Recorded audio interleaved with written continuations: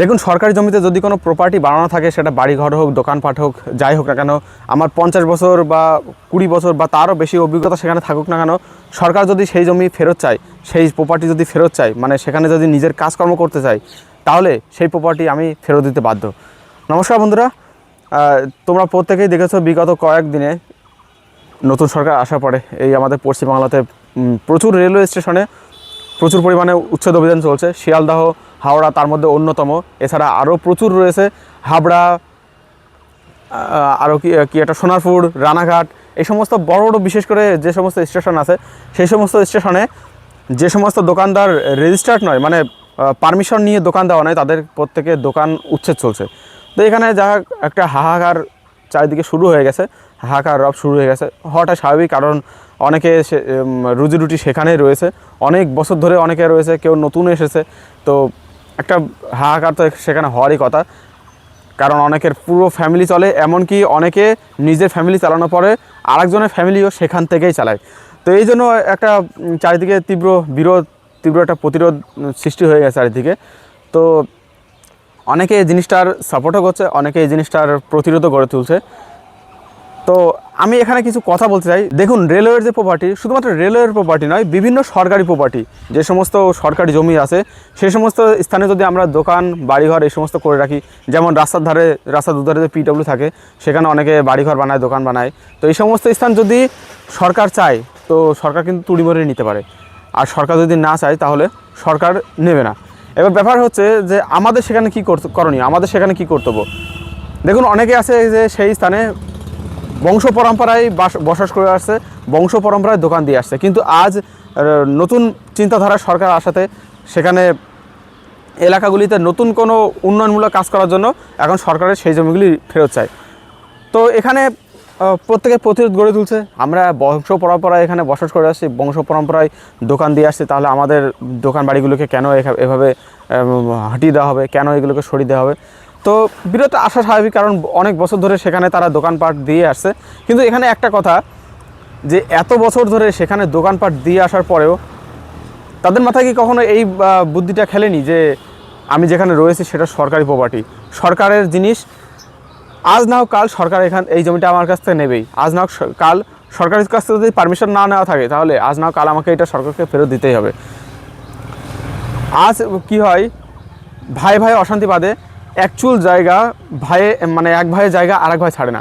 সেখানে সরকারকে তো অনেক ভালো বলতে হয় যে এত বছর ধরে তুমি সেখানে জমি জায়গা রয়েছে, মানে বাড়িঘর বানিয়ে রেখেছো, ব্যবসা চালাচ্ছ, তারপরেও সেখান থেকে তোমার একটা টাকাও তারা নেয়নি। এখন তাদের জমিটা দরকার, এখন তাদের জায়গাটা দরকার, সেটা তারা পরিষ্কার করতে চায়। সেটা তারা বলছে যে হ্যাঁ, এবার আমাদের জায়গা ছাড়তে হবে, এবার আমাদের জায়গা ছাড়ো, আমরা এই জায়গাটা ইউজ করব।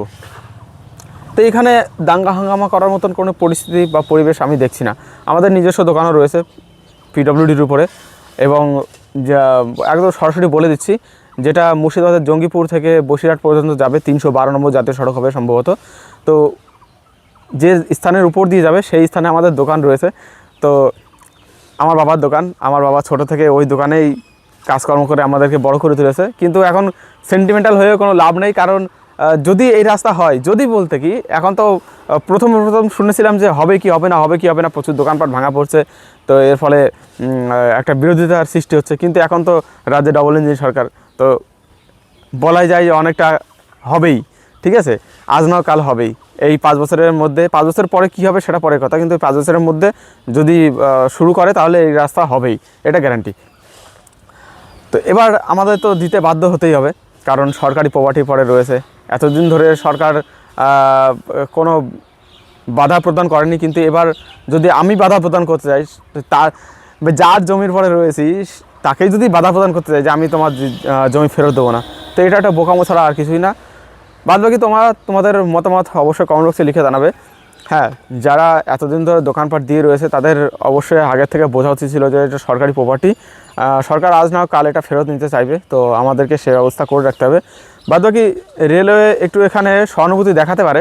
রেলওয়ে চাইলে এই দোকানগুলিকে সাইডে কোথাও কোনো অন্য কোনো ব্যবস্থা করতে পারে, কিন্তু এটা তো কোনো লাভ হবে বলে আমার মনে হয় না। কারণ সাধারণ মানুষ কী করে, আমরা সাধারণ প্যাসেঞ্জার, আমরা কী করি, রেলওয়ের প্ল্যাটফর্মের পরে যে দোকানপাটগুলি আছে, সেই দোকানপাটগুলিতেই আমরা খাবার খাই, সেখান থেকেই ট্রেনে উঠি, নোংরাও করি স্টেশনের পরেই, প্ল্যাটফর্মের উপরেই, বলতে কোনো দ্বিধা নেই।